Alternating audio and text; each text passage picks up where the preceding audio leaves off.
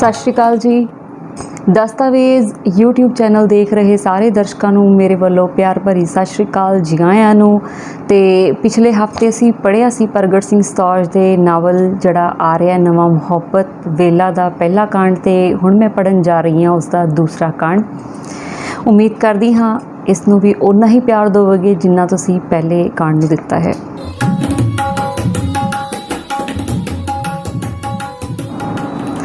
सितंबर महीने का पहला हफ्ता बीत गया सी। मौसम विच तब्दीली आउण लगी सी। हुण चाहे दोपहर वेले गर्मी हुंदी पर शाम सवेरे मौसम सुकून देण वाला हो जांदा सी। तरन होरी फम्मणवाल तो 5 वजे दे तुरे होए सन। पातड़ा पहुँचदियां उन्हां नूं 7 वज गए। सूरज दीयां किरनां ने फसलां दे टूसियां नूं चुमना शुरू कर दिता सी। झोने की फसल उपर पे मकड़ी के जाले ते पई त्रेड़ सूरज की रोशनी नाल मोतियां वांग चमक रही सी। तरन ते स्कीमी ने पिंड जाण तो पहलां खनौरी डॉक्टर नूं दिखाउण दी सोची। इसलिए वो पहलां डॉक्टर कोल रुक गए। डॉक्टर ने गर्दन उपर पट्टी कर दी। लत्त दा एक्सरे करके वेख्या, हड्डी बिल्कुल ठीक सी। पक्की बीही विच डिग्गण करके पट दा थोड़ा जिहा अंदरों मांस फट गया सी। डॉक्टर ने पहलां कुछ गोलियां अते मलण लई दवाई दे के उन्हां नूं तोड़ दिता। उन्होंने मोटरसाइकिल खनौरी तो वड्डी नहर दे नाल लंबे सफेदियां नाल ढकी सड़क उपर चढ़ लिया। ये सड़क अगे जाके खब्बे उतर जाती सी। खब्बे उतर के 2 सड़कां पट जांदियां, एक हरियाणे दे पिंड बुरजगढ़ नूं चली जाती अते दूसरी हाणीपुर नूं। तरन ने पिंड कोल पहुँच के स्कीमी नूं हिदायत की कि मेरे डिग्गण बारे ना तो कॉलेज दसना है अते ना ही पिंड।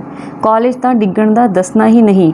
पिंड पहुंचण ते तरन दे घर वालियां अते होर भी जिस किसी ने पुछया उन्होंने यही दस्या गया कि तरन दुध लैण जा रहा सी। सामने कुत्ता आउण ते इक्को दम ब्रेक ला दिते। मोटरसाइकिल तिलक गया। सड़क के किनारे पिया तिखा वट्टा उसकी गर्दन ते लग गया। उन्हां दा ये झूठ सब ने सच मान लिया। आसिफ ने ऐतवार शाम की मीटिंग का सुनेहा सारियां नूं WhatsApp ग्रुप च ला दिता सी। कुछ नूं उसने फोन ते भी दस दिता। शामी सारे आसिफ दे बाहरले बागल विच इकट्ठे होने शुरू हो गए। स्कीमी तरन नूं मोटरसाइकिल उपर बिठा लिया। जेड़ा भी तरन नूं लंघ मारदियां वेखदा वो पुछ लैंदा, ये की चंद चाड़ लिया। तरन सब नूं उही घड़िया घड़ाया जवाब दे के चुप हो जांदा। नंदू तो बिना बाकी सारे आ गए सन। नंदू नाइयां दा मुंडा सी ते उसदी खनौरी कटिंग दी दुकान सी। शाम दे समय गाहक ज़्यादा हो जांदा सी, इस करके वो हर मीटिंग उपर लेट हो जांदा सी। तरन ने सब मुंडियां वाल वेख्या ते फिर आसिफ नूं पुछया, नंदू नूं सुनेहा लाता सी? हाँ सुनेहा तां लाता सी। फोन करके देखी भला कित्थे जे पहुंचिया? करदा। आसिफ ने फोन ला के पुछया तां वो पिंड पहुंच गया सी ते सीधा इधर ही आ रहा सी। थोड़ी देर बाद नंदू मोटरसाइकिल ते पहुंच गया। लीडरां जो लेट आउणा होए एक मुंडे ने उसनूं सुनाया। 2-3 गाहक आए तां मैं मीटिंग करके छड्ड भी आया। उसने सब नूं एक तरह एहसान जताया ते फिर बोलिया, हाँ दसो फिर की सप कढ़ने? गल ये है भी आपां पिछली वार आवांगू ऐतकी भी नाटक मेला करवाउणा, उहदे लई फंड कट्टना शुरू करिए। करवावांगे कदों क? एक मुंडे ने पुछया। नवंबर दे पहले हफ्ते ठीक रहू, नाले तां फंड कट्टन नूं खुला टाइम मिल जू, नाले उदों मौसम जा ठीक हो जांदा। किसी होर मुंडे ने सलाह दी। हाँ उदों जे ठीक है। सारे उस नाल सहमत हो गए। आसिफ फंड वालियां कापियां अपने कोल किन्नियां कु पईयां ने बचदियां? तरन ने पुछया। 2 तां पूरियां पईयां ने, 3 को अद्धियां पईयां ने। नंदू तू ऐ करी फिर कल नूं जांदा होया आसिफ तो एक कापी फड़ के लै जी, उहदे नाल दियां खनौरी तो 10-15 होर छपवा लियाई। तरन ने इस काम उपर नंदू की ड्यूटी लगा दी। बई नाटक वाले पहलां वांगू तुरकशील जे ना बुलायो। पिछली बार वो रब है नहीं कही गए। मेरा लाणेदार मेरे पीछे डांग लैके पै गया। कहंदा सालिओ तुसी रब नूं टप समझ रखिया है, तू भी धमधान साहिब सुखा सुखे होया सी मसां। मुंडे की इस गल ते सारे हस पे। चल तू ही दस दे फिर किन्नू बुलाईए? स्कीमी ने उस मुंडे नूं पुछया। कोई घैंट जा होवे जिहड़ा सारे पासे वह जा करा दे। डॉक्टर साहिब सिंह नूं बुलाओ। नंदू इस तरह उपर दी होके बोलिया जिवें साहिब सिंह बारे सिर्फ उसे नूं ही जानकारी होवे। ਨਾਟਕ ਦੇ ਤਾਂ ਉਹ ਵੱਟ ਕੱਢ ਦਿੰਦਾ ਹੈ, ਪਰ ਜਿਹੜੇ ਭੋਰਾ ਪੈਸੇ ਹੈਗੇ ਉਹ ਤਾਂ ਉਸਦੀ ਸਟੇਜ ਤਿਆਰ ਕਰਨ 'ਤੇ ਹੀ ਲੱਗ ਜਾਣਗੇ। ਜੇ ਉਹਨੂੰ ਬੁਲਾਉਣਾ ਹੀ ਹੈ ਤਾਂ ਫਿਰ ਕਦੇ ਬੁਲਾ ਲਾਂਗੇ, ਅਜੇ ਆਪਾਂ ਉਹਨੂੰ ਬੁਲਾਉਣ ਜੋਕਰੇ ਹੋਏ ਨਹੀਂ। ਸਕੀਮੀ ਨੇ ਨੰਦੂ ਦੀ ਗੱਲ 'ਤੇ ਕਾਟਾ ਮਾਰ ਦਿੱਤਾ। ਸੈਮੂਅਲ ਜੌਨ ਕਿਵੇਂ ਰਹੂ? ਆਸਿਫ ਨੇ ਸਾਰਿਆਂ ਨੂੰ ਪੁੱਛਿਆ। ਹਾਂ, ਉਹ ਠੀਕ ਹੈ, ਉਹਦੇ ਲਈ ਤਾਂ ਚਾਹੇ ਸਟੇਜ ਵੀ ਨਾ ਹੋਵੇ, ਉਹ ਤਾਂ ਥੱਲੇ ਖੜ ਕੇ ਵੀ ਨਾਟਕ ਖੇਡ ਜਾਂਦਾ ਹੈ। ਤਰਨ ਨੇ ਹਾਮੀ ਭਰ ਦਿੱਤੀ। ਉਸਦੇ ਪਿੱਛੇ ਬਾਕੀ ਸਾਰਿਆਂ ਨੇ ਵੀ ਸਹਿਮਤੀ ਵਿੱਚ ਸਿਰ ਹਿਲਾ ਦਿੱਤੇ। ਨਾਟਕ ਦੀ ਡੇਟ ਪੱਕੀ ਕਰਕੇ ਸੈਮੂਅਲ ਨੂੰ ਬੁਲਾਉਣ ਦੀ ਡਿਊਟੀ ਵੀ ਆਸਿਫ ਦੀ ਹੀ ਲਗਾ ਦਿੱਤੀ। ਬਾਈ, ਨਸ਼ਿਆਂ ਨੁਸ਼ਿਆਂ ਤੋਂ ਰੋਕਣ ਵਾਲਾ ਨਾ ਹੋਵੇ ਨਾਟਕਕਾਰ। ਜਦੋਂ ਕੋਈ ਆ ਕੇ ਨਸ਼ੇ ਵਿਰੁੱਧ ਬੋਲਣ ਜੇ ਲੱਗ ਜਾਂਦਾ ਹੈ ਤਾਂ ਫਿਰ ਤਾਂ ਐਂ ਲੱਗਦਾ ਹੈ ਜਿਵੇਂ ਆਪਣੇ ਆਪ ਨੂੰ ਹੀ ਗਾਲਾਂ ਕਢਵਾਉਣ ਲਈ ਬੰਦਾ ਪੈਸੇ ਦੇ ਕੇ ਬੁਲਾਇਆ ਹੁੰਦਾ। ਨੰਦੂ ਕਾਫੀ ਸਮੇਂ ਤੋਂ ਮਨ 'ਚ ਲਈ ਬੈਠਾ ਗੱਲ ਬੋਲ ਪਿਆ। ਨਸ਼ੇ ਤਾਂ ਸੈਮੂਅਲ ਵੀ ਨਹੀਂ ਕਰਦਾ, ਬਸ ਥੋੜੀ ਬਹੁਤੀ ਸਿਗਰਟ ਤਾਂ ਹੀ ਪੀ ਲੈਂਦਾ, ਆਸਿਫ ਨੇ ਦੱਸਿਆ। ਚੱਲ ਫਿਰ ਵੀ ਠੀਕ ਹੈ, ਥੋੜਾ ਜਿਹਾ ਗੁਣ ਤਾਂ ਸਾਡੇ ਨਾਲ ਹੀ ਮਿਲ ਗਿਆ। ਨੰਦੂ ਦੇ ਚਿਹਰੇ ਤੇ ਲਾਲੀ ਆ ਗਈ। ਉਸਨੇ ਜੇਬ ਵਿੱਚੋਂ ਬੀੜੀ ਅਤੇ ਸੁੱਖੇ ਦੀ ਛੋਟੀ ਟਿੱਕੀ ਕੱਢ ਕੇ ਨਾਲ ਬੈਠੇ ਮੁੰਡੇ ਨੂੰ ਫੜਾ ਦਿੱਤੀ। ਲੈ ਬਣਾ ਦੇ ਯਾਰ। ਉਸ ਮੁੰਡੇ ਨੇ ਬੀੜੀ ਉੱਪਰਲਾ ਧਾਗਾ ਖੋਲ੍ਹ ਕੇ ਉਸ ਵਿਚਲਾ ਤੰਬਾਕੂ ਬਾਹਰ ਕੱਢ ਦਿੱਤਾ ਤੇ ਫਿਰ ਬੀੜੀ ਨੂੰ ਉਸੇ ਤਰ੍ਹਾਂ ਬੰਦ ਕਰਕੇ ਸੁੱਖੇ ਦੀ ਟਿੱਕੀ ਭੋਰ ਕੇ ਉਸ ਵਿੱਚ ਪਾ ਦਿੱਤੀ। ਨੰਦੂ ਨੇ ਸੀਖ ਜਲਾ ਕੇ ਬੀੜੀ ਸੁਲਗਾ ਦਿੱਤੀ। ਮੁੰਡੇ ਨੇ ਸੂਟਾ ਖਿੱਚਿਆ ਤੇ ਮੂੰਹ ਅਤੇ ਨਾਸਾਂ ਵਿੱਚੋਂ ਧੂੰਆਂ ਪ੍ਰੈਸ਼ਰ ਕੁੱਕਰ ਵਾਂਗ ਬਾਹਰ ਕੱਢ ਦਿੱਤਾ। ਤਰਨ ਤੇ ਆਸਿਫ ਨੂੰ ਛੱਡ ਕੇ ਇਹ ਬੀੜੀ ਸਾਰਿਆਂ ਦੇ ਬੁੱਲ੍ਹਾਂ ਤੇ ਟਿਕਦੀ ਗੇੜੇ ਦੇਣ ਲੱਗੀ। ਬੀੜੀ ਪੀਣ ਵਾਲਾ ਮੁੰਡਾ ਸੂਟਾ ਖਿੱਚਣ ਸਮੇਂ ਕੁਝ ਦੇਰ ਚੁੱਪ ਕਰਦਾ ਤੇ ਫਿਰ ਚਲਦੀ ਗੱਲ ਵਿੱਚ ਸ਼ਾਮਲ ਹੋ ਜਾਂਦਾ। ਸੋਮਵਾਰ ਤੋਂ ਫੰਡ ਸ਼ਾਮ ਸਵੇਰੇ ਕੱਟਣ ਦੀ ਰਾਏ ਬਣ ਗਈ, ਕਿਉਂਕਿ ਦਿਨ ਸਮੇਂ ਬੰਦੇ ਆਪੋ ਆਪਣੇ ਕੰਮਾਂ ਉੱਪਰ ਗਏ ਹੋਣ ਕਰਕੇ ਘੱਟ ਮਿਲਦੇ ਸਨ। ਸਕੀਮੀ ਨੂੰ ਕਹਿ ਦਿੱਤਾ ਕਿ ਉਹ 2-3 ਫੰਡ ਕੱਟਣ ਦੀ ਸ਼ੁਰੂਆਤ ਕਰਵਾ ਕੇ ਫਿਰ ਹੀ ਕਾਲਜ ਜਾਵੇਗਾ। ਤਰਨ ਨੇ ਅਗਲੇ ਸੋਮਵਾਰ ਤੱਕ ਪਿੰਡ ਹੀ ਰਹਿਣਾ ਸੀ ਤਾਂ ਕਿ ਸੱਟਾਂ ਬਿਲਕੁਲ ਠੀਕ ਹੋ ਜਾਣ। ਆਸਿਫ ਦੇ ਬਾਗਲ ਵਿੱਚ ਰਾਤ ਦੇ 11 ਵਜੇ ਤੱਕ ਗੱਲਾਂ ਦੇ ਨਾਲ ਹਾਸਾ ਗੂੰਜਦਾ ਰਿਹਾ। ਜਦੋਂ ਸਾਰਾ ਪਿੰਡ ਘੂਕ ਸੌਂ ਗਿਆ, ਫਿਰ ਸਾਰੇ ਮੁੰਡੇ ਅਵਾਰਾ ਕੁੱਤਿਆਂ ਦੀ ਟੌਂ ਟੌਂ ਸੁਣਦੇ ਆਪੋ ਆਪਣੇ ਘਰਾਂ ਨੂੰ ਤੁਰ ਪਏ। 2 ਦਿਨਾਂ ਬਾਅਦ ਸਕੀਮੀ ਕਾਲਜ ਨੂੰ ਤੁਰ ਗਿਆ।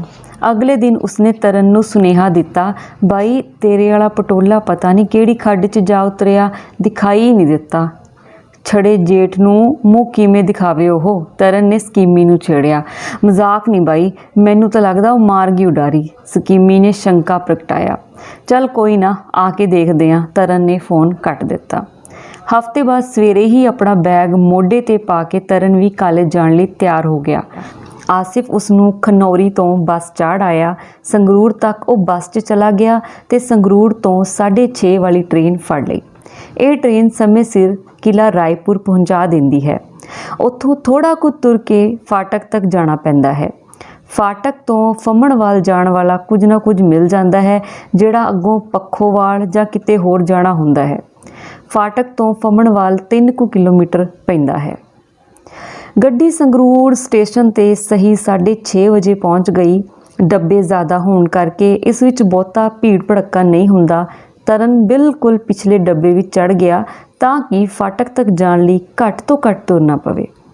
ਉਸਨੇ ਬੈਗ ਉੱਪਰਲੇ ਫੱਟੇ 'ਤੇ ਰੱਖ ਦਿੱਤਾ ਤੇ ਆਪ ਖਿੜਕੀ ਵੱਲ ਦੀ ਸੀਟ ਮੰਨ ਲਈ। ਗੱਡੀ ਧੂਏਂ ਦੇ ਬੱਦਲ ਛੱਡਦੀ ਹੌਲੀ ਹੌਲੀ ਰਸਕਦੀ ਤੇਜ਼ ਹੋ ਗਈ। ਸੰਗਰੂਰ ਸ਼ਹਿਰ ਪਿੱਛੇ ਰਹਿ ਗਿਆ। ਦੂਰ ਦੂਰ ਤੱਕ ਫੈਲੇ ਝੋਨੇ ਦੇ ਖੇਤ ਨਜ਼ਰ ਆਉਣ ਲੱਗੇ। ਤਰਨ ਦੀ ਨਜ਼ਰ ਝੋਨੇ ਦੀ ਇਸ ਹਰੀ ਚਾਦਰ 'ਤੇ ਟਿਕੀ ਨਾਲ ਦੌੜਨ ਲੱਗੀ। ਉਸਦੇ ਦਿਮਾਗ ਵਿੱਚ ਵੀ ਜੀਵਨ ਦੇ ਵੱਖ-ਵੱਖ ਐਪੀਸੋਡ ਚੱਲਣ ਲੱਗ ਪਏ। ਤਰਨ ਆਪਣੇ ਤੋਂ 4 ਸਾਲ ਛੋਟੀ +2 ਵਿੱਚ ਪੜ੍ਹਦੀ ਭੈਣ ਦਾ ਇਕਲੌਤਾ ਭਰਾ ਸੀ। ਰੰਗ ਦੋਵੇਂ ਭੈਣ ਭਰਾਵਾਂ ਦਾ ਆਪਣੇ ਪਿਤਾ ਵਾਂਗ ਚਾਹੇ ਕਣਕ ਵੰਨਾ ਸੀ, ਪਰ ਨੈਣ ਨਕਸ਼ਾਂ ਤੋਂ ਸੋਹਣੇ ਸਨ। ਤਰਨ ਦਾ ਪਿਤਾ ਜਵਾਨੀ ਵਿੱਚ ਕਬੱਡੀ ਦਾ ਵਧੀਆ ਖਿਡਾਰੀ ਰਿਹਾ ਸੀ, ਪਰ ਵਿਆਹ ਤੋਂ ਬਾਅਦ ਉਸਨੂੰ ਕਬੀਲਦਾਰੀ ਨੇ ਅਜਿਹਾ ਜੱਫਾ ਮਾਰਿਆ ਕਿ ਉਹ ਖੇਡਣਾ ਭੁੱਲਾ ਗਿਆ। ਆਪਣੇ ਗੁਜ਼ਾਰੇ ਜੋਗੀ ਜ਼ਮੀਨ 'ਚ ਖੇਤੀ ਕਰਦਾ ਉਹ ਘਰ ਤੋਂ ਖੇਤ ਤੇ ਖੇਤ ਤੋਂ ਘਰ ਦਾ ਹੋ ਕੇ ਰਹਿ ਗਿਆ। ਕਬੱਡੀ ਖੇਡਣ ਦਾ ਸ਼ੌਂਕ ਅਗਲੀ ਪੀੜ੍ਹੀ ਤੱਕ ਪਹੁੰਚਦਿਆਂ ਤਰਨ ਨੂੰ ਵੀ ਚਿੰਬੜ ਗਿਆ। ਤਰਨ ਦਾ ਪਿਤਾ ਆਪਣੇ ਸ਼ੌਂਕ ਆਪਣੇ ਪੁੱਤਰ ਵਿੱਚੋਂ ਪੂਰਾ ਕਰਨ ਲੱਗਿਆ। ਉਸਨੇ ਤਰਨ ਨੂੰ ਕਦੇ ਵੀ ਖੇਡਣ ਤੋਂ ਨਹੀਂ ਰੋਕਿਆ, ਸਗੋਂ ਹਮੇਸ਼ਾ ਹੱਲਾਸ਼ੇਰੀ ਦਿੱਤੀ। ਤਰਨ ਨੈਸ਼ਨਲ ਸਟਾਈਲ ਦਾ ਵਧੀਆ ਰੇਡਰ ਤੇ ਸਰਕਲ ਸਟਾਈਲ ਦਾ ਵਧੀਆ ਜਾਫੀ ਨਿਕਲ ਆਇਆ। ਤਰਨ ਤੇ ਸਕੀਮੀ ਨੇ ਰਣਬੀਰ ਕਾਲਜ ਸੰਗਰੂਰ ਤੋਂ ਫਿਜ਼ੀਕਲ ਨਾਲ BA ਕੀਤੀ। ਸਕੀਮੀ ਵੀ ਤਰਨ ਦੇ ਵਿਹੜੇ 'ਚੋਂ ਜੱਟਾਂ ਦਾ ਮੁੰਡਾ ਸੀ। ਚਾਹੇ ਉਹ ਤਰਨ ਵਾਂਗ ਵਧੀਆ ਖਿਡਾਰੀ ਤਾਂ ਨਹੀਂ ਸੀ, ਪਰ ਉਹ ਉਹਨਾਂ ਦੀ ਟੀਮ ਵਿੱਚ ਜ਼ਰੂਰ ਸ਼ਾਮਿਲ ਸੀ। ਸਕੀਮੀ ਰੰਗ ਦਾ ਗੋਰਾ ਸੀ, ਪਰ ਨੈਣ ਨਕਸ਼ਾਂ ਤੋਂ ਸਧਾਰਨ ਜਿਹਾ ਹੀ ਸੀ। ਜਦੋਂ ਤਰਨ ਦੇ DPA ਨੇ ਤਰਨ ਨੂੰ BP ਐਡ ਕਰਨ ਦੀ ਸਲਾਹ ਦਿੱਤੀ ਤਾਂ ਉਸਨੇ ਸਕੀਮੀ ਨੂੰ ਵੀ ਨਾਲ ਤਿਆਰ ਕਰ ਲਿਆ। ਉਹਨਾਂ ਨੇ ਫ਼ੋਨ ਉੱਪਰ ਕਈ ਕਾਲਜਾਂ ਤੋਂ ਪਤਾ ਕੀਤਾ, ਕਿਤੇ ਫੀਸ ਵੱਧ ਸੀ, ਕਿਤੇ ਜੁਰਮਾਨਾ ਜ਼ਿਆਦਾ ਭਰਵਾਉਂਦੇ ਸਨ, ਪੰਜਾਬ ਤੋਂ ਬਾਹਰਲੇ ਕਾਲਜ ਦੂਰ ਸਨ ਤੇ ਉੱਥੋਂ ਦਾ ਮੀਡੀਅਮ ਵੀ ਹਿੰਦੀ ਸੀ। ਸਾਰੇ ਪੱਖਾਂ ਤੋਂ ਸੋਚ ਕੇ ਉਹਨਾਂ ਨੇ ਫੰਮਣਵਾਲ ਕਾਲਜ ਨੂੰ ਚੁਣਿਆ। ਫੰਮਣਵਾਲ ਕਾਲਜ ਪੈਂਦਾ ਕਿੱਥੇ ਕੁ ਹੈ, ਇਸ ਬਾਰੇ ਦੋਵਾਂ ਨੂੰ ਵੀ ਜਾਣਕਾਰੀ ਨਹੀਂ ਸੀ। ਸਕੀਮੀ ਦੇ ਕਿਸੇ ਦੋਸਤ ਦੀ ਕਿਲ੍ਹਾ ਰਾਏਪੁਰ ਰਿਸ਼ਤੇਦਾਰੀ ਸੀ। ਉਸ ਰਿਸ਼ਤੇਦਾਰੀ 'ਚੋਂ ਪਤਾ ਕੀਤਾ ਤਾਂ ਰਿਸ਼ਤੇਦਾਰ ਮੁੰਡੇ ਨੇ ਸਾਰਾ ਹੱਲ ਕਰ ਦਿੱਤਾ। ਉਸਨੇ ਕਿਹਾ ਕਿ ਉਹ ਇੱਕ ਵਾਰ ਕਿਲ੍ਹਾ ਰਾਏਪੁਰ ਦੇ ਸਟੇਸ਼ਨ 'ਤੇ ਆ ਕੇ ਉਸਨੂੰ ਫ਼ੋਨ ਕਰ ਲੈਣ, ਅੱਗੇ ਉਹ ਆਪ ਲੈ ਜਾਵੇਗਾ। ਤਰਨ ਨੂੰ ਯਾਦ ਆਇਆ, ਉਹ ਪਹਿਲੀ ਵਾਰ ਕਿਲ੍ਹਾ ਰਾਏਪੁਰ ਦੇ ਸਟੇਸ਼ਨ 'ਤੇ ਉਤਰੇ ਸਨ। ਪੁਰਾਣੇ ਉਜਾੜ ਜਿਹੇ ਸਟੇਸ਼ਨ ਉੱਪਰ ਤਿੱਖੀ ਧੁੱਪ ਪੈ ਰਹੀ ਸੀ। ਇੱਕ ਵਾਰ ਤਾਂ ਉਹਨਾਂ ਨੂੰ ਜਾਪਿਆ ਜਿਵੇਂ ਉਹ 1947 ਤੋਂ ਪਹਿਲਾਂ ਦੇ ਸਮੇਂ ਵਿੱਚ ਕਿਸੇ ਸਟੇਸ਼ਨ 'ਤੇ ਫਿਰ ਰਹੇ ਹੋਣ। ਦੋਵਾਂ ਨੇ ਔਟਲੇ ਪਸ਼ੂ ਵਾਂਗ ਆਲੇ ਦੁਆਲੇ ਨਿਗਾਹ ਮਾਰੀ ਤੇ ਫਿਰ ਸਕੀਮੀ ਨੇ ਕਿਲ੍ਹਾ ਰਾਏਪੁਰ ਵਾਲੇ ਮੁੰਡੇ ਨੂੰ ਫ਼ੋਨ ਲਾ ਲਿਆ। 5 ਮਿੰਟਾਂ ਬਾਅਦ ਹੀ ਉਹ ਮੁੰਡਾ ਮੋਟਰਸਾਈਕਲ ਲੈ ਕੇ ਸਟੇਸ਼ਨ ਉੱਤੇ ਆ ਗਿਆ। ਦੋਵੇਂ ਹੱਥ ਮਿਲਾ ਕੇ ਉਸਦੇ ਪਿੱਛੇ ਬੈਠ ਗਏ। ਮੁੰਡਾ ਉਹਨਾਂ ਨੂੰ ਕਾਲਜ ਲੈ ਕੇ ਜਾਣ ਦੀ ਬਜਾਏ ਪਹਿਲਾਂ ਆਪਣੇ ਘਰ ਲੈ ਗਿਆ। ਦੋਵਾਂ ਨੂੰ ਰੋਟੀ ਖਵਾ ਕੇ ਕਾਲਜ ਛੱਡ ਗਿਆ। ਇਹ ਕਾਲਜ ਇਸ ਇਲਾਕੇ ਦਾ ਬਹੁਤ ਪੁਰਾਣਾ ਤੇ ਵੱਡਾ ਕਾਲਜ ਸੀ। ਇਸ ਵਿੱਚ ਬਹੁਤ ਸਾਰੇ ਕੋਰਸਾਂ ਦੇ ਅਲੱਗ-ਅਲੱਗ ਡਿਪਾਰਟਮੈਂਟ ਸਨ। ਤਰਨ ਤੇ ਸਕੀਮੀ ਕਿਸੇ ਮੁੰਡੇ ਤੋਂ ਫਿਜ਼ੀਕਲ ਡਿਪਾਰਟਮੈਂਟ ਦਾ ਪੁੱਛ ਕੇ ਉੱਥੇ ਚਲੇ ਗਏ। ਸਟਾਫ ਰੂਮ ਵਿੱਚ ਉਹਨਾਂ ਨੂੰ 2 ਅਧਿਆਪਕ ਬੈਠੇ ਮਿਲ ਗਏ। ਉਹਨਾਂ ਨੇ ਅਧਿਆਪਕਾਂ ਤੋਂ ਫੀਸ ਤੋਂ ਇਲਾਵਾ ਹੋਰ ਸਾਰੀ ਜ਼ਰੂਰੀ ਜਾਣਕਾਰੀ ਲੈ ਕੇ ਪ੍ਰੋਸਪੈਕਟਸ ਖਰੀਦ ਲਏ। ਦੋਵਾਂ ਨੇ ਸੋਚਿਆ ਕਿ ਅਜੇ ਕਾਹਲੀ ਨਹੀਂ ਕਰਨੀ, ਘਰ ਜਾ ਕੇ 1-2 ਦਿਨ ਹੋਰ ਵਿਚਾਰ ਕਰਕੇ ਦਾਖਲਾ ਭਰ ਕੇ ਜਾਵਾਂਗੇ। 2 ਦਿਨਾਂ ਬਾਅਦ ਉਹ ਪੱਕਾ ਮਨ ਬਣਾ ਕੇ ਦਾਖਲਾ ਭਰ ਗਏ। ਪਹਿਲੇ 5-7 ਦਿਨ ਉਹ ਹਰ ਰੋਜ਼ ਅਪ ਡਾਊਨ ਕਰਦੇ ਰਹੇ ਤੇ ਫਿਰ ਕਿਲ੍ਹਾ ਰਾਏਪੁਰ ਵਾਲੇ ਮੁੰਡੇ ਰਾਹੀਂ ਫੰਮਣਵਾਲ ਪਿੰਡ ਵਿੱਚ ਕਮਰਾ ਲੈ ਲਿਆ। ਕਮਰਾ ਲੈਣ ਤੋਂ ਅਗਲੇ ਦਿਨ ਉਹ ਸਮਾਨ ਚੁੱਕ ਲਿਆਏ ਤੇ ਕਮਰੇ ਦੀ ਸਫਾਈ ਕਰਕੇ ਇੱਥੇ ਡੇਰੇ ਜਮਾ ਲਏ। ਤਰਨ ਅੱਜ ਹਫ਼ਤੇ ਬਾਅਦ ਕਾਲਜ ਪਹੁੰਚ ਰਿਹਾ ਸੀ। ਜਿਉਂ-ਜਿਉਂ ਗੱਡੀ ਕਿਲ੍ਹਾ ਰਾਏਪੁਰ ਵੱਲ ਦੌੜੀ ਜਾ ਰਹੀ ਸੀ, ਤਿਉਂ-ਤਿਉਂ ਉਸਦੇ ਮਨ ਵਿੱਚ ਯਾਦਾਂ ਦੇ ਵਰੋਲੇ ਘੁਮੇਰੀਆਂ ਖਾ ਰਹੇ ਸਨ। ਉਸਦੀਆਂ ਅੱਖਾਂ ਅੱਗੇ ਉਸ ਰਾਤ ਦਾ ਦ੍ਰਿਸ਼ ਫਿਰ ਘੁੰਮ ਗਿਆ। ਸਕੀਮੀ ਦੱਸਦਾ ਸੀ ਕਿ ਉਹ ਮੁੜ ਦੇਖੀ ਨਹੀਂ। ਸ਼ਾਇਦ ਉਸਦੀ ਮਾਸੀ ਨੂੰ ਸ਼ੱਕ ਹੋ ਗਿਆ ਹੋਣਾ, ਉਹ ਵਾਪਸ ਭੇਜ ਦਿੱਤੀ ਗਈ ਹੋਣੀ। ਇਹ ਗੱਲ ਸੋਚਦਾ ਉਹ ਉਦਾਸ ਹੋ ਗਿਆ। ਜਦੋਂ ਗੱਡੀ ਫਾਟਕਾਂ ਕੋਲ ਜਾ ਕੇ ਹੌਲੀ ਹੋਈ ਤਾਂ ਉਹ ਯਾਦਾਂ ਦੀ ਦਲਦਲ ਵਿੱਚੋਂ ਬਾਹਰ ਨਿਕਲਿਆ। ਉਸਨੇ ਬਾਹਰ ਨਿਗਾਹ ਮਾਰੀ। ਪੱਖੋਵਾਲ ਵਾਲੀ ਸੜਕ ਉੱਤੇ ਲਾਈਨ ਦੇ ਦੋਵੇਂ ਪਾਸੇ ਵਾਹਣਾਂ ਦੀਆਂ ਲੰਮੀਆਂ ਕਤਾਰਾਂ ਲੱਗੀਆਂ ਸਨ। ਉਸਨੂੰ ਯਾਦ ਆਇਆ, ਉਸਨੇ ਸਕੀਮੀ ਨੂੰ ਫਾਟਕ ਤੋਂ ਲੈ ਜਾਣ ਲਈ ਕਿਹਾ ਸੀ। ਤਰਨ ਨੇ ਫਾਟਕ ਕੋਲ ਖੜੇ ਮੋਟਰਸਾਈਕਲ ਵਾਲਿਆਂ ਵਿੱਚੋਂ ਸਕੀਮੀ ਨੂੰ ਪਛਾਣਨਾ ਚਾਹਿਆ, ਪਰ ਦੂਜੇ ਪਲ ਹੀ ਗੱਡੀ ਅੱਗੇ ਲੰਘ ਗਈ। ਉਹ ਸਟੇਸ਼ਨ ਉੱਪਰ ਉਤਰਦਿਆਂ ਹੀ ਫਾਟਕ ਵੱਲ ਤੁਰ ਪਿਆ। ਫਾਟਕ ਖੁੱਲ੍ਹ ਗਿਆ ਸੀ। ਸਾਰੇ ਵਾਹਨ ਲਾਈਨਾਂ ਪਾਰ ਕਰ ਰਹੇ ਸਨ। ਇੱਕ ਮੋਟਰਸਾਈਕਲ ਲਾਈਨਮੈਨ ਦੀ ਕੋਠੀ ਕੋਲ ਖੜਾ ਸੀ। ਤਰਨ ਨੇ ਦੂਰੋਂ ਹੀ ਪਛਾਣ ਲਿਆ, ਇਹ ਸਕੀਮੀ ਹੀ ਸੀ। ਬੈਠ ਬਾਈ। ਤਰਨ ਨੇ ਨੇੜੇ ਆਉਣ ਤੇ ਸਕੀਮੀ ਨੇ ਕਿੱਕ ਮਾਰ ਕੇ ਮੋਟਰਸਾਈਕਲ ਸਟਾਰਟ ਕਰ ਲਿਆ। ਤਰਨ ਹੱਥ ਮਿਲਾ ਕੇ ਪਿੱਛੇ ਬੈਠ ਗਿਆ। ਮਾਹੌਲ ਠੀਕ ਹੈ ਸਾਰਾ? ਤਰਨ ਨੇ ਉਸ ਰਾਤ ਵਾਪਰੀ ਘਟਨਾ ਨਾਲ ਜੋੜ ਕੇ ਪੁੱਛਿਆ। ਹਾਂ ਜਮਾ ਓਕੇ, ਪਰ ਤੇਰੇ ਵਾਲੀ ਤਾਂ ਮੈਨੂੰ ਲੱਗਦਾ ਪੱਕਾ ਮਾਰ ਗਈ ਡਾਰੀ। ਸਕੀਮੀ ਨੇ ਤਰਨ ਦੀ ਗੱਲ ਸਮਝਦਿਆਂ ਜਵਾਬ ਦਿੱਤਾ। ਚੱਲ ਕੋਈ ਨਾ। ਤਰਨ ਨੇ ਚੁੱਪ ਹੋ ਕੇ ਅੱਖਾਂ ਮੀਟ ਲਈਆਂ। ਹੁਣ ਸਾਹਮਣੇ ਕਾਲਜ ਦੀ ਬਿਲਡਿੰਗ ਦਿਸਣ ਲੱਗੀ ਸੀ। ਗਰਾਊਂਡ ਦੀ ਲੰਬੀ ਦੀਵਾਰ, ਕਮਰੇ ਅਤੇ ਉੱਚਾ ਇੰਡੋਰ ਸਟੇਡੀਅਮ। ਕਾਲਜ ਦੇ ਖੱਬੇ ਹੱਥ 50 ਕੁ ਮੀਟਰ ਦੂਰ ਦਰਖਤਾਂ 'ਚ ਘਿਰਿਆ ਬਾਬੇ ਮੋਹਨ ਦਾਸ ਦਾ ਗੁਰੂ ਘਰ। ਕਾਲਜ ਦੇ ਪਿਛਲੇ ਖੁੰਝੇ ਦੇ ਖੱਬੇ ਹੱਥ 3 ਮੰਜ਼ਲੀ ਮੁੰਡਿਆਂ ਦੇ ਹੋਸਟਲ ਦੀ ਬਿਲਡਿੰਗ। ਕਿਲ੍ਹਾ ਰਾਏਪੁਰ ਤੋਂ ਆਉਂਦੀ ਇਹ ਸੜਕ ਸਿੱਧੀ ਪੱਖੋਵਾਲ ਨੂੰ ਲੰਘ ਜਾਂਦੀ। ਇੱਕ ਸੜਕ ਕਾਲਜ ਦੀ ਬਿਲਡਿੰਗ ਖਤਮ ਹੁੰਦਿਆਂ ਹੀ ਕਾਲਜ ਦੇ ਪਿੱਛੋਂ ਦੀ ਮੁੜਦੀ ਹੋਈ ਅੱਗੇ ਜੋਧਾ ਹੋ ਕੇ ਲੁਧਿਆਣੇ ਨੂੰ ਨਿਕਲ ਜਾਂਦੀ। ਲੁਧਿਆਣੇ ਨੂੰ ਜਾਂਦੀ ਇਸੇ ਸੜਕ ਉੱਤੇ ਕਾਲਜ ਤੋਂ 200 ਮੀਟਰ ਤੱਕ ਫੰਮਣਵਾਲ ਪਿੰਡ ਵਸਿਆ ਹੋਇਆ ਸੀ। ਕਮਰਾ ਵੇਖਣ ਲਈ ਜਦੋਂ ਤਰਨ ਤੇ ਸਕੀਮੀ ਪਹਿਲੀ ਵਾਰ ਪਿੰਡ ਵਿੱਚ ਵੜੇ ਸਨ ਤਾਂ ਪਿੰਡ ਦੀਆਂ ਭੀੜੀਆਂ ਗਲੀਆਂ ਅਤੇ 1947 ਤੋਂ ਪਹਿਲਾਂ ਦੇ ਬਣੇ ਘਰ ਵੇਖ ਕੇ ਮਹਿਸੂਸ ਕਰ ਰਹੇ ਸਨ ਜਿਵੇਂ ਉਹ ਪਿਛਲੀ ਸਦੀ ਵਿੱਚ ਵਿਚਰ ਰਹੇ ਹੋਣ। ਪਿੰਡ ਦੀ ਇਹ ਪੁਰਾਣੀ ਲੋਕੇਸ਼ਨ ਉਹਨਾਂ ਨੂੰ ਬਹੁਤ ਪਸੰਦ ਆਈ ਸੀ। ਉਹਨਾਂ ਇੱਕ ਪੁਰਾਣਾ ਘਰ ਵੇਖਦਿਆਂ ਝੱਟ ਹਾਂ ਕਰ ਦਿੱਤੀ ਸੀ ਤੇ ਸਾਲ ਦੇ 6000 ਪਰ ਮੈਂਬਰ ਦੇ ਹਿਸਾਬ ਨਾਲ ਕਮਰਾ ਲੈ ਲਿਆ ਸੀ। ਸਕੀਮੀ ਨੇ ਘਰ ਦੇ ਅੱਗੇ ਆ ਕੇ ਮੋਟਰਸਾਈਕਲ ਰੋਕ ਲਿਆ। ਤਰਨ ਨੇ ਬੈਗ ਕਮਰੇ ਵਿੱਚ ਲਿਆ ਸੁੱਟਿਆ। ਗਰੇਵਾਲ ਤੇ ਲਾਲੀ ਨਹਾ ਕੇ ਕਾਲਜ ਜਾਣ ਲਈ ਤਿਆਰ ਹੋ ਰਹੇ ਸਨ। ਉਹਨਾਂ ਦੋਵਾਂ ਦੇ ਤਿਆਰ ਹੁੰਦਿਆਂ ਹੀ ਉਹ ਦੋ ਮੋਟਰਸਾਈਕਲ ਲੈ ਕਾਲਜ ਨੂੰ ਚੱਲ ਪਏ। ਕਾਲਜ ਪਹੁੰਚਦਿਆਂ ਹੀ ਤਰਨ ਦੀ ਰੂਹ ਖੁਸ਼ ਹੋ ਗਈ। ਮੁੰਡੇ ਭੌਰੀਆਂ ਵਾਂਗ ਮੰਡਰਾਉਂਦੇ ਫਿਰ ਰਹੇ ਸਨ। ਕੁੜੀਆਂ ਰੰਗ ਬਰੰਗੇ ਸੂਟਾਂ 'ਚ ਸਜੀਆਂ ਹੋਈਆਂ ਰੰਗੀਨ ਤਿਤਲੀਆਂ ਵਾਂਗ ਲੱਗਦੀਆਂ ਸਨ। ਉਹ ਚਾਰੋਂ ਕਿਸੇ ਕੁੜੀ ਦੀ ਚਾਲ, ਕਿਸੇ ਦਾ ਸੂਟ, ਕਿਸੇ ਕੁੜੀ ਦਾ ਖੂਬਸੂਰਤ ਚਿਹਰਾ, ਕਿਸੇ ਦਾ ਨਖਰਾ ਪਰਖਦੇ, ਕਮੈਂਟ ਕਰਦੇ ਆਪਣੇ ਆਪਣੇ ਡਿਪਾਰਟਮੈਂਟ ਵੱਲ ਚੱਲ ਪਏ। ਉਹ ਕਲਾਸਰੂਮ ਵਿੱਚ ਪਹੁੰਚੇ ਤਾਂ ਉੱਥੇ 3 ਕੁੜੀਆਂ ਤੇ 4 ਮੁੰਡੇ ਆਪੋ ਆਪਣੇ ਮੋਬਾਈਲਾਂ ਵਿੱਚ ਖੁੱਬੇ ਬੈਠੇ ਸਨ। ਸਕੀਮੀ ਨੂੰ ਕਮਰੇ ਆਉਂਦੇ ਦੇਖ ਮਹਿਕ ਉਸ ਨੂੰ ਭੱਜ ਕੇ ਪੈ ਗਈ। ਹੈ ਓਏ ਨਾ, ਕੀ ਸਲਾਹ ਹੈ ਤੇਰੀ? ਕੀ ਹੋਇਆ ਬਾਬਿਓ? ਸਕੀਮੀ ਨੇ ਉਸ ਨਾਲ ਹੱਥ ਮਿਲਾਉਣ ਲਈ ਹੱਥ ਅੱਗੇ ਕਰ ਦਿੱਤਾ। ਬਾਬੇ ਦੇ ਪੁੱਤਰਾ, ਆਹ ਮੈਸੇਜ ਕੀ ਭੇਜਿਆ ਸੀ? ਕੁੜੀਆਂ ਤੇ ਭਰਿੰਡਾਂ ਤਾਂ ਹੁੰਦੀਆਂ ਹੀ ਲੜਨ ਲਈ ਨੇ। ਮਹਿਕ ਨੇ ਉਸ ਨਾਲ ਹੱਥ ਮਿਲਾਉਂਦਿਆਂ ਉਸ ਦੀ ਹਿੱਕ ਵਿੱਚ ਮੁੱਕੀ ਮਾਰੀ। ਮੈਂ ਕਿਹੜਾ ਗਲਤ ਕਿਹਾ? ਆਹ ਦੇਖ ਲੈ, ਆਉਣ ਸਾਰੀ ਲੜਨ ਲੱਗ ਪਈ। ਸਕੀਮੀ ਨੇ ਦੂਜੇ ਮੁੰਡੇ ਕੁੜੀਆਂ ਨੂੰ ਸੁਣਾ ਕੇ ਕਿਹਾ। ਸਕੀਮੀ ਦੀ ਗੱਲ ਸੁਣ ਕੇ ਸਾਰੇ ਮੁਸਕਰਾ ਪਏ। ਕੋਈ ਨਾ, ਤੈਨੂੰ ਮੈਂ ਪੁੱਛੂੰ ਵੱਡੇ ਸ਼ਰੀਫ ਨੂੰ। ਮਹਿਕ ਨੇ ਉਸ ਵੱਲ ਉਂਗਲ ਸੇਧਦਿਆਂ ਉਸ ਨੂੰ ਪਿਆਰ ਭਰੀ ਧਮਕੀ ਦਿੱਤੀ। ਥੋੜ੍ਹੀ ਦੇਰ ਬਾਅਦ ਐਨਾਟਮੀ ਵਾਲੀ ਮੈਡਮ ਕਲਾਸ ਵਿੱਚ ਆ ਗਈ ਤਾਂ ਹੋਰ ਮੁੰਡੇ ਕੁੜੀਆਂ ਵੀ ਆ ਕੇ ਡੈਸਕਾਂ 'ਤੇ ਬੈਠ ਗਏ। ਸਾਰਿਆਂ ਨੇ ਮੋਬਾਈਲ ਜੇਬਾਂ ਵਿੱਚ ਪਾ ਲਏ ਅਤੇ ਕਾਪੀਆਂ ਕਿਤਾਬਾਂ ਖੋਲ੍ਹ ਲਈਆਂ। ਪਹਿਲੇ 2 ਪੀਰੀਅਡ ਬਾਅਦ ਤੀਸਰਾ ਪੀਰੀਅਡ ਖਾਲੀ ਸੀ। ਤੀਸਰੇ ਪੀਰੀਅਡ ਵਿੱਚ ਤਰਨ ਤੇ ਲਾਲੀ ਲਾਇਬ੍ਰੇਰੀ ਚਲੇ ਗਏ ਅਤੇ ਗਰੇਵਾਲ ਤੇ ਸਕੀਮੀ ਕਲਾਸ ਤੋਂ ਬਾਹਰ ਬੈਠੇ ਮੁੰਡੇ ਕੁੜੀਆਂ ਵਿੱਚ ਜੱਕੜ ਮਾਰਨ ਲੱਗ ਪਏ।